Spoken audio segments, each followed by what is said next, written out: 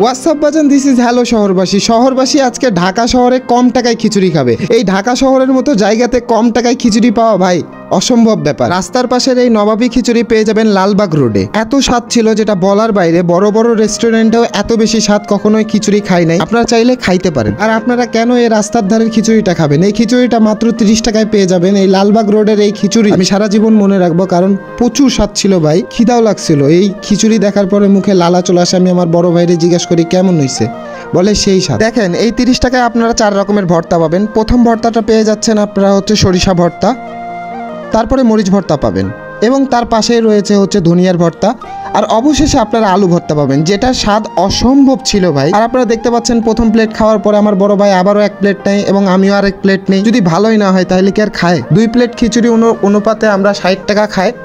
তো আপনারা চাইলেও খাইতে পারেন যত মন ইচ্ছে। অবশেষে আমরা টাকাটা পেড করি এবং টাকাটা দিয়ে সেখান থেকে আমরা বের হয়ে যাই।